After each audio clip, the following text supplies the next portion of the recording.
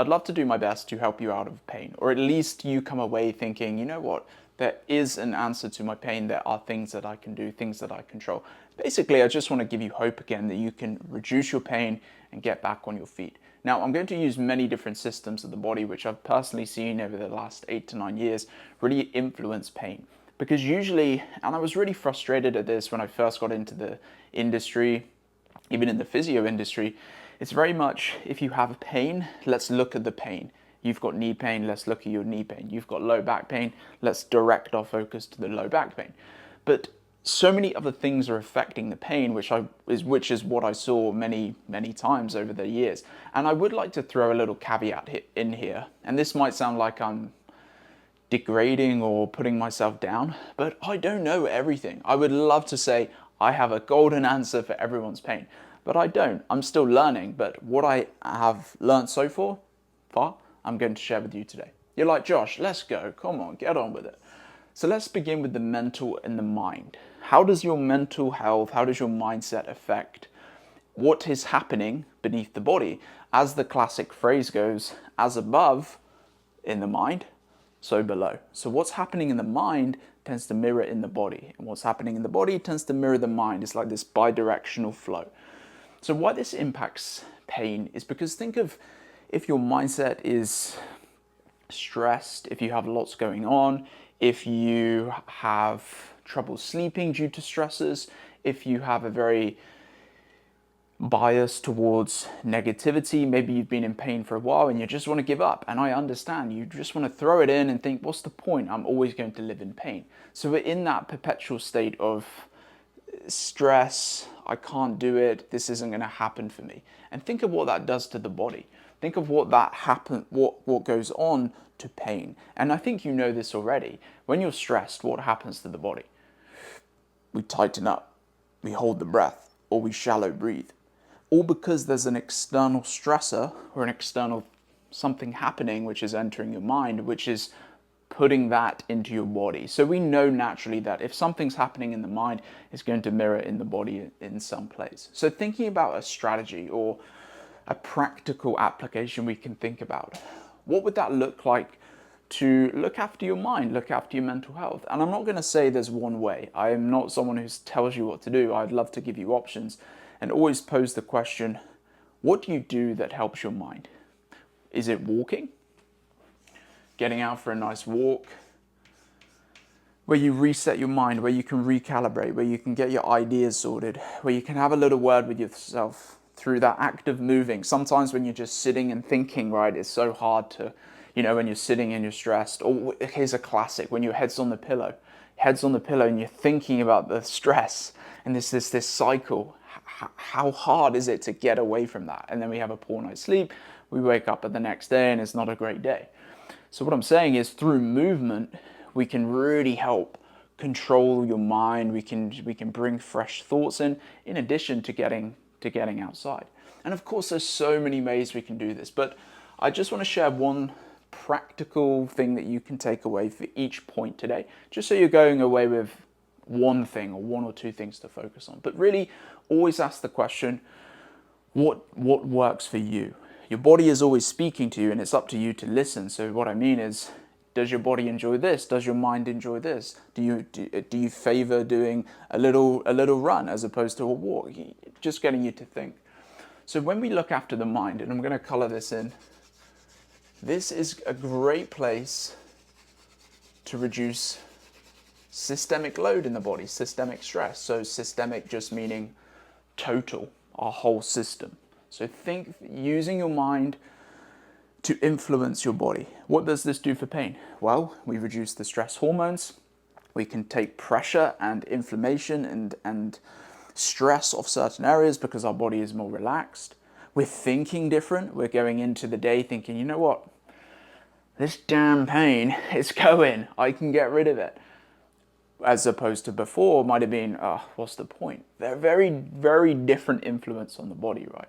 So have a think what looking after your mind would look like. And I always recommend, if you do struggle in your own head, getting out for a walk is a great way. Go with a friend as well. That can be a great tapping into your social health side of things as well. Then looking at another system, emotional, not bottling things up, not suppressing anything, oppressing anything. Having your voice heard, whether that's to self, whether you're expressing yourself through writing, and this isn't just in the sense of talking about your pain. This is in general. When we're locking things up inside, again, what does that do? We feel trapped. We feel like we're holding on. We're suppressing. Our body feels tight. But just that simple act of expressing healthily what's happening inside. And this once again, once you've had a laugh with a friend, you've gone for a little walk, or you've with your husband, your wife, your family, your friend, and you just sat there laughing. You just chatted. How cathartic does that feel after, right? It reminds me I should probably do that. But it's an amazing release. You're not thinking about the problem, the stressor, the pain. You're letting go. I always use an analogy of you're opening a box up. You're opening your body up to vent out, get what is in outside. Again, thinking what that system does to pain. Think of that release. Think of what that does to you holding things on. I've had many times where I would have a client and we'd be doing some stretching, and them just speaking about what was happening at work. It was at the end of the session. So many times this happened. I remember this one incident with a Swiss ball. We were doing some chest openers and they were just speaking about what was happening in their day. And they started crying. They just started crying. I just sat there in silence and let them. I didn't say anything. I didn't want to impose anything. I didn't want to give any advice. I just let them. So through the act of speaking, what that does as a release. And again, think of what that does to your pain. Releases your physical pain, releases any pressure, tension, suppression, what's going on inside, and helps the whole body, again, systemically relax. And again, you could do this through speaking to someone, your friend. Again, as we say in England, I'm pretty sure everyone says this actually, banter, just laugh, just speak about anything. Or maybe you want to keep things to yourself, what's happening. So writing is a great way to externalize what's happening. Any way you can healthily express and help your emotions not feel suppressed. Bottling inside. And once again, through experience, I've seen that. Play that many times. Really, really quite incredible. Okay, now moving to another system. Working down to, again, these aren't really in any particular order. Maybe I should have done them order of importance, but I'm sure you get my point. Nutritional health. Oh, I missed nervous system. Sorry. Let's move to nervous system. So think of your nervous system, the fight and flight, sympathetic, parasympathetic. Sympathetic is fight and flight, on, adrenaline. Once upon a time, there was an acute stress. We had the fight and flight system turn on to keep us alive.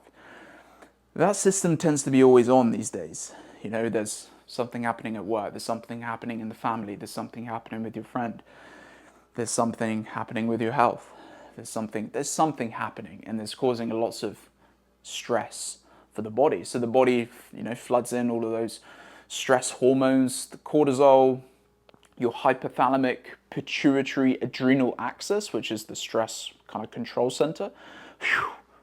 Stress. And again, coming back to what I said at the start, what does that feel like? It feels horrible. Your body is in this perpetual state of tense. And I don't know if you found this, when you are stressed, your pain seems to be exacerbated, right? You have more of an intensity of the pain. Once again, so many times I remember coaching a guy who was going through a divorce. And I remember there was about a period of a month, his low back pain, and he had it to the right-hand side. And because it was so stressful for him, he would be coming in and the pain level I would notice would be up 1 week during times of heavy load, during times of many other things. Obviously, I'm not going to go into a personal story, but many things that were happening. And I was just noticing that your low back pain is worse. And I just had to, there's nothing I could really do in that situation, but just look at the body as a whole, look at the person as a whole, get them to speak, Get them to, hey, go for a walk today. Obviously, I was working on the physical. I was like, hey, let's just try to eat well, keep everything, bring the materials into the body to look after your pain. So what I'm saying is their nervous system was so stressed, sympathetic, fight and flight, the pain was getting worse. Because remember, stress, once upon a time, when you had an acute stress, your body would disregard other systems to deal with the stress for your survival. So when it had to look for your survival, it wasn't worried about digesting your food. It wasn't worried about what Jeremy told you in the camp. They wanted to fight and they wanted to keep you alive. So stress was there designed to solve a short-term acute problem to keep you alive. So other systems are kind of like, yeah, we don't need to worry about you. Same thing, chronic stress. Something's happening here, there's a threat. The threat's very different these days, but what that does, shuts down your digestion, shuts down the ability for the healing material to go into pain. So just getting you to think that stress plays a huge part. But what can we do? We can manage stress. We can turn on the parasympathetic nervous system, which is rest, digest, relaxation, calm. Systems can repair, tissue regeneration, muscle restoration, brain repair through parasympathetic. So thinking, what do you do to manage your stress? It could be linked to the first one. It could be a walk. It could be meditating. I'll tell you what I found really beneficial once upon a time in London was just sitting still in silence. Something about being in a city, sirens all of the time, and just finding a bit of peace where there's no sound. Amazing. I felt like I was sitting in Thailand at some amazing beach somewhere, or Hawaii, let's say Hawaii. So going off into a tangent here, what do you find helps your nervous system regulate? What do you find is stress management for you? So what I'm going to put here actually is you with a question mark. Have a think. Well, actually, what do I find relaxing? Is it reading? Is it walking? Is it movement? Is it tennis? Is it going for a big cycle? Is it whatever it is, right?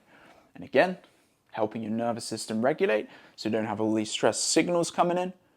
There will be some level of stress. Stress is good. The Greeks call it eustress, which is a nice form of stress for adaptation. But if we can reduce the chronic stress, our body now doesn't think, or our brain doesn't think there's an immediate threat. So actually, wow, okay, there's no threat. Let's look at other systems to look at now, the digestion. Let's look at your pain. Let's start healing. Okay, did I color that one in? I don't think I did. Did I do the same color? Wait, let me change colors a sec. I'm not going to edit this video out, so just stick with me for... There we go. I don't know where the coloring is going to go, to be honest, but I thought it would look quite cool at the end. Okay, now let's look at nutritional. So I always use an analogy of imagine a building. I can't speak. Imagine a building, and that building has fallen down. So we need to repair the building, right? So we need builders to go in and build the structure back up, repair the windows, repair the flooring, etc. But the builders need material for that. If the builders come in and think, okay, let's get to work, but they have broken materials, they have materials which are a little bit flimsy, they have materials which are half broken, we can't really fix the house, or we can't get the house back up to a standing position. So that analogy is like nutrition. If there's something happening which is, let's say, broken, repaired, actually I don't like the word broken, which is, let's say, injured. When you have an injury, it's like a broken piece of the house. You being the builder needs materials to now go and repair. Nutrition is like those materials to put in to the house to repair. White blood cells, healing properties, anti-inflammatory, immune system, those sort of materials. And we get them from the food that we eat. So if we can look at upping the nutritional profile, nutrition density of our food, looking at most of your food coming from lean protein sources, whole foods. I'm a big believer in sourcing local foods because if a food is locally produced, no transportation time, no sending across to the country, no sitting in stores or warehouses to just sit there. If we can source locally, as soon as a vegetable is picked or a fruit is picked off the tree, the nutrients timing starts to go down. So if we can eat locally, we're buying food which has the highest amount of vitality in there because it's locally sourced, there's no storing. It could have been picked within 1 to 2 days. So there's high vitality coming into the body. Whole foods, fruits, vegetables, meat, if you choose to consume meat, where do you get your meat from? Looking at how close to the source can I keep it? So high nutrient density, high vitality. And what happens then? You have the best materials coming into the body, coming into your body to repair, to replenish, to look after you, the shoulder pain, look after your knee pain, the low back pain. The builder, you, bringing all the materials in every day, popping them on the counter and thinking, okay, I've got the best material here. Let's put those materials to good use and start healing. And I'm not saying never have something you enjoy, like a donut or a packet of crisps or a little bit of chocolate. Life is life, and we should enjoy life. I love chocolate. I love it. So enjoy things as well. It's not the case if it has to be perfect, because that can be stressful in itself. But it's thinking about getting as much good material into the body for healing while still allowing room for flexibility and enjoyment. So nutritional, I have really messed up my coloring here, haven't I? But you know what? There's always a chance. This is going to be nutritional. Am I making sense so far? How are we doing? Cool. Lovely. All right, looking down. Now, I wasn't going to include this, but I did notice this so many times in the practice, my health club I was in the physio clinic especially. We can't not look at organ health, because organs essentially are controllers of muscles, if that makes sense. So our organs don't have a direct line of communication to our muscles, but they do via certain nerve pathways. So our organs will communicate to our muscles, in and around the body, to tell us what's going on, if that makes sense. Did I say that right? So here's an example. Think of when the classic, if someone has a heart attack, it's not heart pain, it's referral pain, usually left side of the body, left arm. Oh, I have chest, I have left arm pain.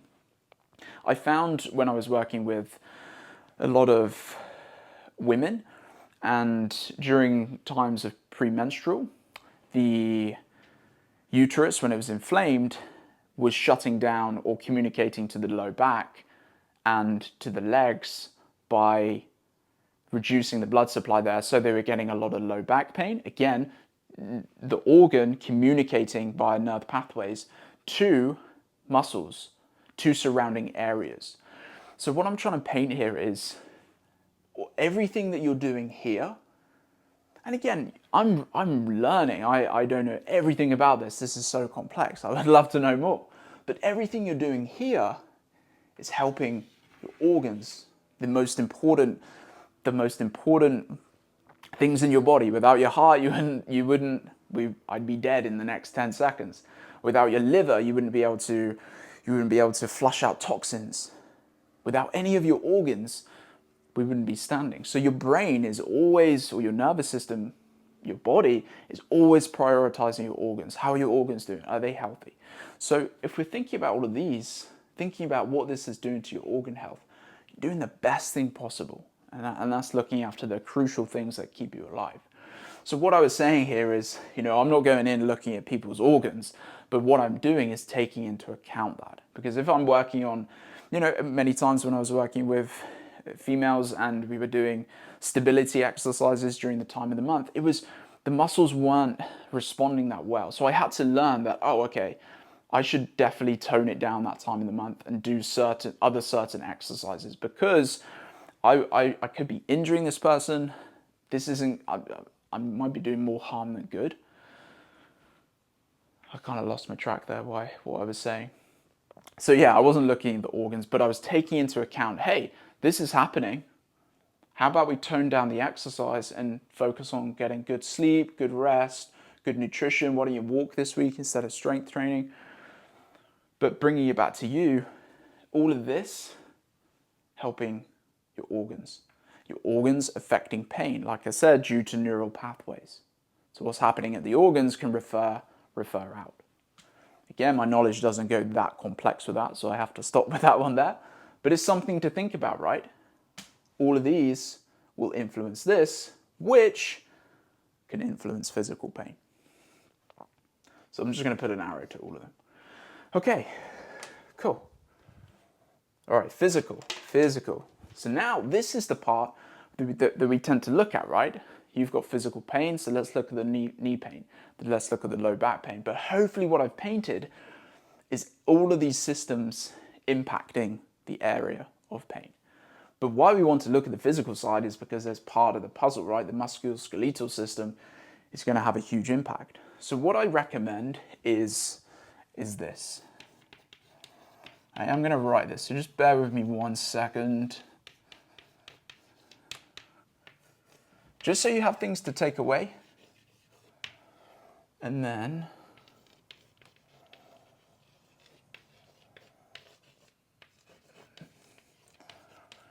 okay, so of course we can look at rehabilitation exercises for certain injuries.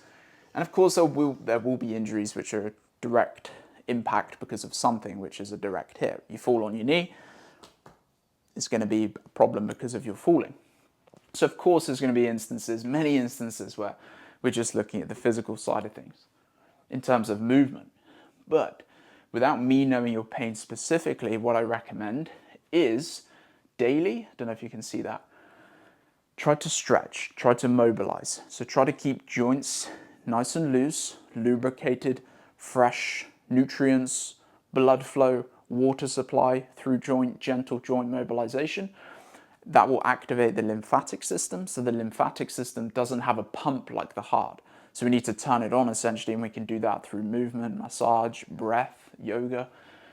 And what this does is helps soak up inflammation, take away toxins, waste removal, and at the same time, movement is anti-inflammatory. So connecting all of those pieces together, that can be amazing for your ankle pain, for your knee pain, for your low back pain. So try to think about gentle stretching around areas of pain, gentle mobilizations around the pain, but also around the body.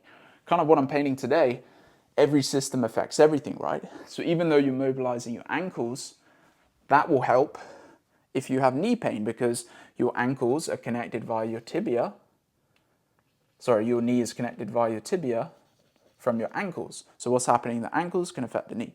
So what I'm just explaining there is if you mobilize an area which isn't to do with your pain, that could have an impact inadvertently on your pain. Then think about strength training 2 to 3 times a week, 20 to 30 minutes. It doesn't have to be complex, but just that art of lifting weights, resistance. Again, not just focusing on all areas, not just focusing on the pain here, but strength training, big one for your mind. How great do you feel after exercise? You get that. I feel sometimes for movement, for me, it's just getting the endorphins, just that feel good and feel good chemicals. And with those chemicals, that feel good feeling, again, what does that do for your pain? That's healing. Whereas before it's like down, stress. That's kind of is it the antidote or the opposite to healing? So yes, strength training for building muscle, for supporting your joints, for improving bone density. But also during times of pain, we need as much mood boosting as possible. So think about, okay, I've got knee pain, but I've got the rest of my body I can strength train. Again, that's going to inadvertently help the physical aspect with the pain, but with your mindset, endorphins, it's going to do great things for total systemic load, systemic stress in the body to heal, essentially. And there is one tip that I would say here. There's something called cross education. And there's really good studies showing that, let's say you have right knee pain.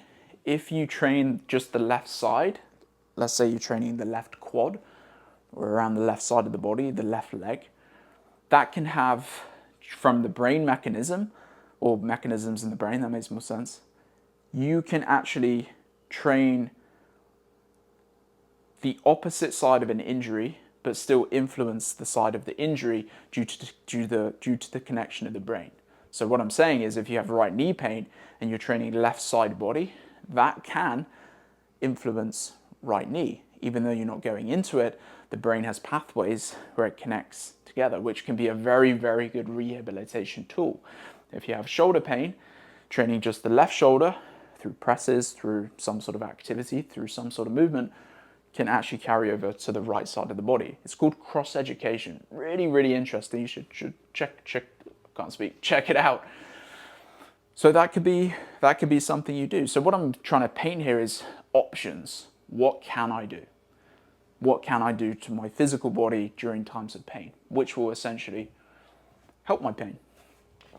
Okay, I'm down to one more. Thank you so much for sticking with me. Let's color his shoes in though. Got to color his shoes in. All right, so the last one.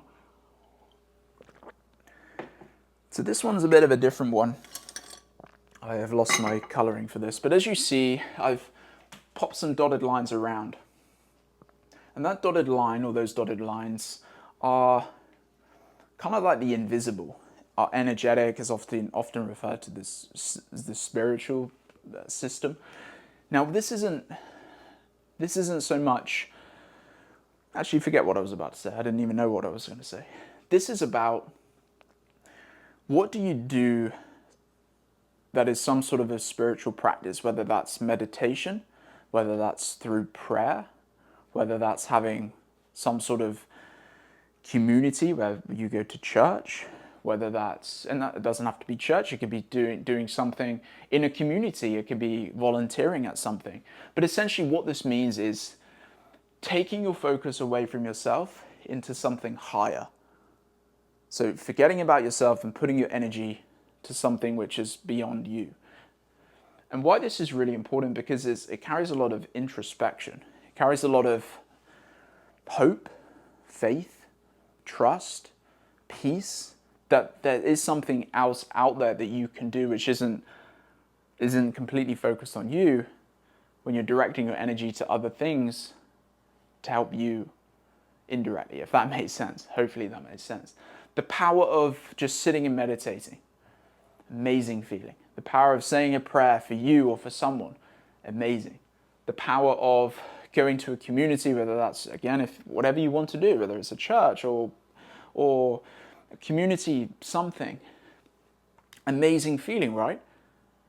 So what I'm saying there is it's an area that we can look to take ourselves away from ourselves, take our mind off the stress, which helps reduce the systemic load because we're not always thinking about it. You know, if you see a problem, it's good to stand outside of the problem, right? If you're in pain, it's good to just step away for a bit and give your focus to other things. Having trust, faith, hope, putting your energy elsewhere. I don't think I explained that very well, did I? I think I did, maybe not, I'm not sure. But essentially just looking to something higher than yourself, which is going to bring you energy back in. And again, I think you know this anytime you prayed or meditated or put your effort into someone else or something else, and how good that feels, right? That's what I'm kind of getting out here. What that feeling does for you. Mine's in the sea every day. When I paddle out in the surf, lucky enough to live somewhere which is like 2 minutes away, get in every morning. And during rest, during times where there's no sets of waves, I'll just sit there and just not think, just literally bobble up and down, feel the rhythm of the waves, and my mind is like, I see dolphins sometimes, and my mind just feels amazing. So I guess for me, mine is just sitting out on my board and just not thinking about anything and just kind of being with nature. Oh, nature, there we go. Nature can be part of this. So again, it's just asking what that looks like for you. And all in all, this can help every system influencing another to help the stress in your body, to help the systemic load, which is whole body load, whole body stress, to help you heal anti-inflammatory, immune system. You know what? I didn't even mention one of the biggest things I should probably mention. Somewhere in here, sleep as well. Sleep and rest. Should have emphasized that a bit more. Somewhere in there. But all of these systems working as one big orchestra to help you heal, to help you recover. So maybe before you were just looking at your low back pain, but now maybe you're thinking, you know what? I don't do too much time with my mind. I don't do too much time for myself. Well, I suppress myself a lot. Yeah, I should up my nutritional density. Oh, that was interesting. Yeah, I do feel my low back when I'm really stressed and, etc. I might have just been focusing on the physical. Actually, I don't have too much time for... You get my point. So all of these systems working with one another to essentially bring you the most vitality, homeostasis, balance, which the goal of today is to help your pain, essentially. How does that sound? Well, I'll leave you there. I'm sure I spoke a lot, took a bit of your time up, but I hope that was insightful. Let me know in the comments what you found, what that meant to you, and I really hope I gave you some practical applications to take away as well today. And I really appreciate your time. I really hope your pain gets better. Apply this. Be patient as well. Try not to think of an overnight success with pain. It can be a long journey. So just be patient, apply these principles. You'll be back on your feet soon. Please subscribe to the channel, and I appreciate your time very, very much. YouTube usually subscribes the video as well, so I'll pop at the end here. And if you have time, maybe check that one out as well.